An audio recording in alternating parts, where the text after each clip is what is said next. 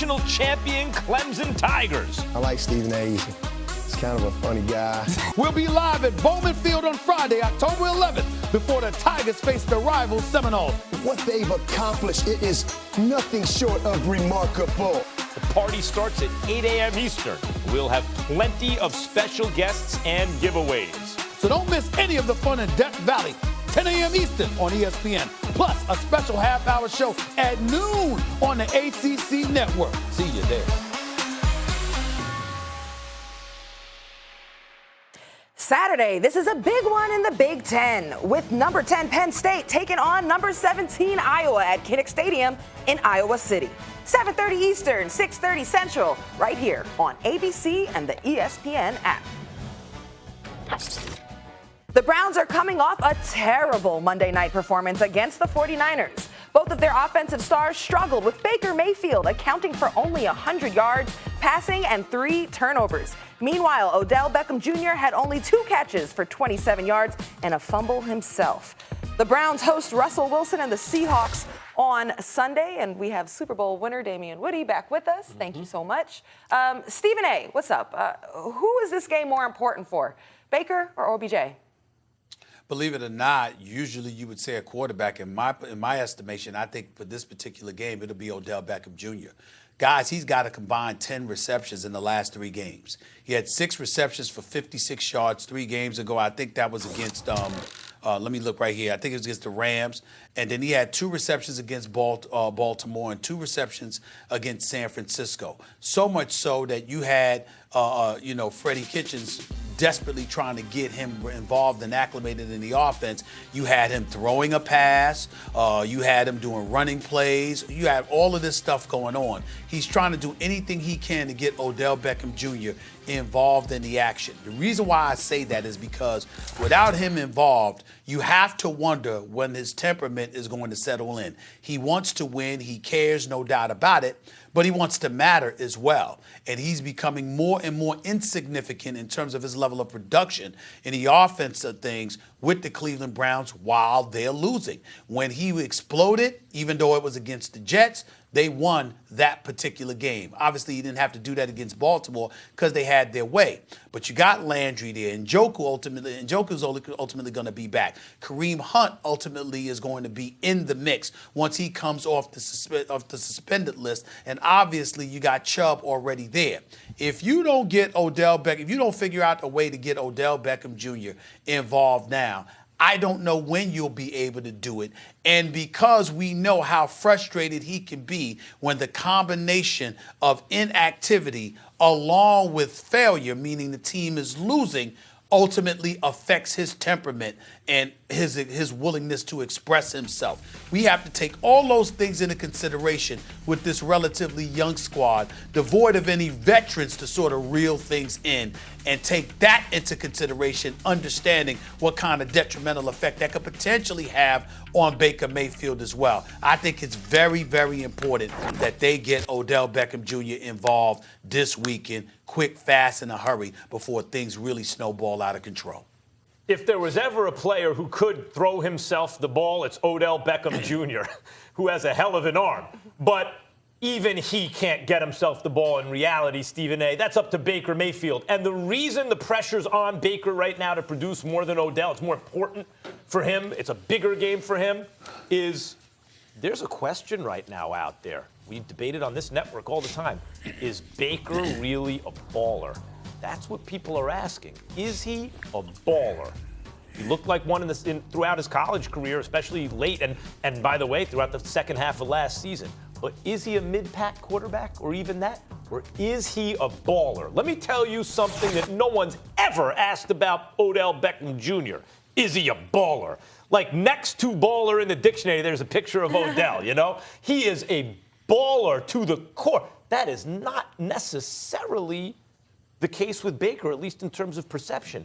He needs to demonstrate that. To your point about getting Odell involved, look, I actually think if Odell's numbers aren't big because they're doubling him, they're bracketing him, whatever, as long as Baker's getting the ball to other dudes, right, then Odell, I believe, will actually stay quiet if they're winning. What I think it'll be a problem with Odell, but not just Odell, is if Odell is using up two guys in terms of the resources of the other defense, and Baker's still not completing plays into other dudes on a team of ballers, then maybe you have a problem. But even then, that's not an Odell problem. That's a Baker Mayfield problem. I believe Baker Mayfield is a baller. Kitchens has got to put him in a position, and he's got to deliver. He's got to start showing it. That's the biggest thing in this game for the Browns. Yeah, I think I'm gonna have to go with Baker Mayfield. It just, when I watch Baker Mayfield, it looks like he's not seeing the field like he was, particularly towards the end of the year last year. He's having costly turnovers, interceptions, and you're sitting there thinking like, okay, where was Baker Mayfield going with the football? And I think a lot of that has to do with Freddie Kitchens has to do a better job of designing easier throws for Baker Mayfield to really get his confidence going. Remember, at the quarterback position, a lot of it is about confidence. And with Baker Mayfield, a lot of times, once he gets going and gets hot, he's one of the best quarterbacks in the National Football League. So they need to do a better job designing plays, get him going early, and obviously incorporating Odell Beckham Jr. into the equation will help him out significantly. But you got to understand, people know how explosive Odell Beckham Jr. is. They bracket, they do different things to try to take him away. But ultimately, Baker Mayfield has to see the field a lot better in order for this thing to really get turned around. Because, like you said, this thing is going to spiral out of control quickly if they don't get this thing going. Well, listen, obviously, he can't throw it to himself and the quarterback has to do something. But what I'm alluding to is the detrimental impact it will have if they lose. And on top of all of that, Odell Beckham Jr.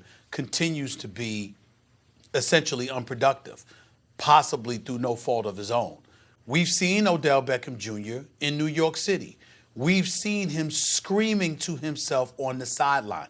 We've seen him be open. We've seen Eli Manning can't get him the ball. We've seen them lose games. The combination of it all snowballed to a point where the New York Giants organization made the decision this guy was not best for our culture. Now, obviously, we all believe the New York Giants were wrong, that Odell Beckham Jr. was done wrong, that Odell Beckham Jr. should still be in a New York Giants uniform. We also look at the fact that they've got talent around him that makes us say, excuse me, Odell Beckham Jr., even with this talent around him, he's the best. The bottom line is that there's nothing that shows it here. You got back-to-back games with 2 receptions. You got 3 games with a grand total of 10 exceptions. You've got not one single time this year have they put together back-to-back wins. Now, they haven't put together back-to-back losses either, but they haven't put together back-to-back wins. At some point in time, something's going to have to give because we're not talking about the dude's skill. We're talking about his temperament because he does want to win and he does care and he is emotional and he knows how great he can be. You can't continue to have him out there missing opportunities to capitalize off of his greatness and expect this dude, particularly after being shipped from New York to Cleveland, to just sit by and take it. But Odell is aware, and other teams are aware, and the Browns are aware. The defensive game plan, if you play the Browns, is take Odell away. And that's why it's on Baker. Okay, man, they took Odell away. That means it's like in basketball, someone's open. If you're doubled, someone's open. And Njoku's out, right? Okay, fine. Jarvis Landry's back.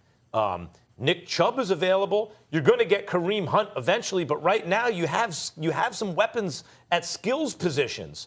Why can't you get them the ball? Why can't you move the chains? Yes, it's on Kitchens, but we're just confining this talk to the players. That's on Baker Mayfield. He has to see the field better.